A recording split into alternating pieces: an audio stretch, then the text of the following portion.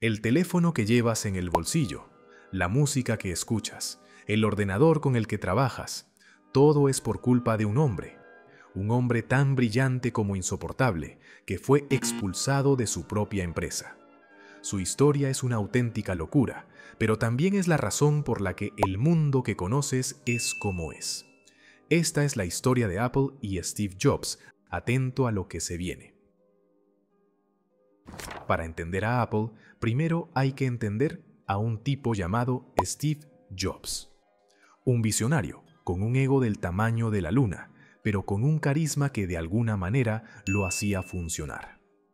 Jobs no era un ingeniero en el sentido clásico, era un artista de la tecnología, un inconformista que abandonó la universidad y viajó a la India en busca de iluminación. Y la encontró, pero no en un templo, sino en la idea de que la tecnología no tenía por qué ser un ladrillo gris y aburrido para científicos. Tenía que ser bonita, elegante y tan simple que hasta tu abuela pudiera usarla sin leer un manual. La otra mitad de esta historia es el cerebro técnico, el genio silencioso Steve Wozniak. Woz era el mago de la electrónica, el que podía convertir una idea loca de Jobs en un circuito real. Mientras Jobs se obsesionaba con que el producto se viera bien por fuera, Woz se preocupaba de que por dentro funcionara como una sinfonía. Y así, en 1976, en el famoso garaje de la casa de los padres de Jobs, el mundo de la informática estaba a punto de cambiar para siempre.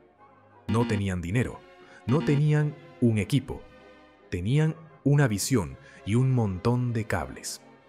Su primer ordenador, el Apple I, era un simple tablero de circuitos que a la gente le pareció, bueno, interesante. Pero fue el Apple II el que lo cambió todo. Con una interfaz gráfica, una pantalla a color y un diseño que rompía con lo establecido, la gente se enamoró. Y el mundo, sin saberlo, se estaba preparando para una revolución. Pero como en toda buena historia, el camino al éxito nunca es recto. Y la personalidad de Jobs, esa misma que los había llevado a la cima, estaba a punto de convertirlos en el mayor drama de Silicon Valley. Con el éxito llegaron los problemas. Steve Jobs no solo era un visionario, era un perfeccionista implacable que no se cortaba a la hora de humillar a sus empleados si un producto no cumplía con sus estándares. Él creía en el control total, y eso chocaba con los inversores, con la junta directiva y con la mayoría de las personas que trabajaban en la empresa. El ambiente en Apple se había vuelto tan tóxico que la gente no sabía si iba a salir con un producto revolucionario o con una depresión. Y por más que los ordenadores se vendieran como churros, la empresa estaba al borde de una implosión interna. El conflicto llegó a su punto de ebullición cuando en 1983 contrataron a un CEO, John Sculley, un ex ejecutivo de Pepsi. La idea era que él controlara el caos, pero Jobs se negó a ceder el control creativo. Y así, en un dramático giro del destino, la junta directiva tuvo que elegir entre el hombre que había fundado la empresa y el que supuestamente debía gestionarla. ¿El resultado? En 1985, Steve Jobs, el genio, el padre de Apple, fue despedido de su propia empresa.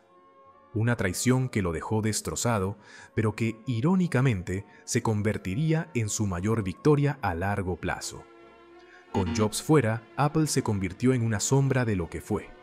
Los productos perdieron su chispa, y la empresa que una vez revolucionó el mundo se convirtió en una broma para Silicon Valley.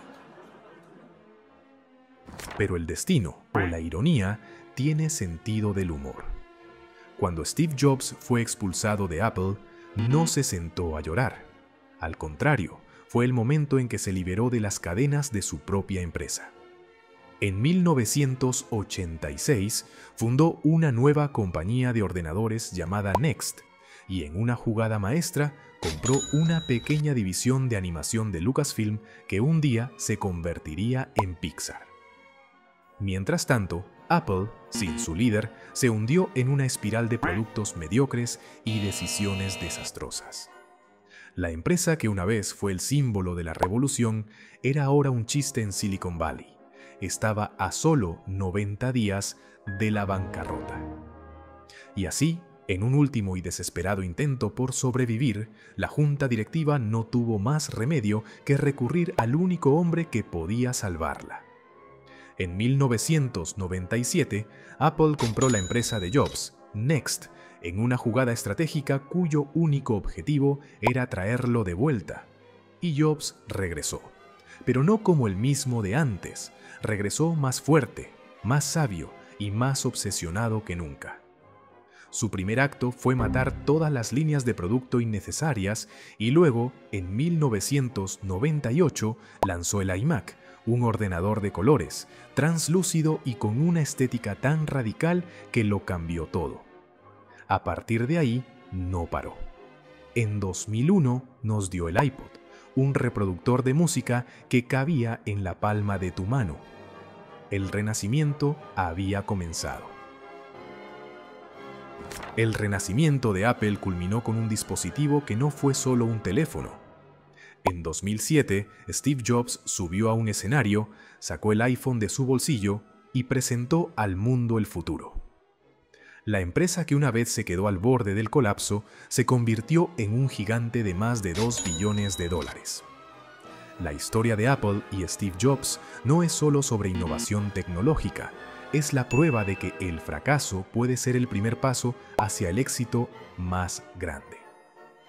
Es un relato sobre la importancia de la visión, la obsesión por los detalles y sobre todo de no rendirte, ni siquiera cuando te han echado de tu propia empresa. Si te ha gustado esta historia de resurrección y de visionarios, no te pierdas el vídeo anterior donde te conté cómo Amazon pasó de vender libros a dominar el mundo. Y si no quieres perderte la próxima historia, la de cómo IKEA se convirtió en un gigante de los muebles, no olvides suscribirte. Nos vemos en el próximo vídeo.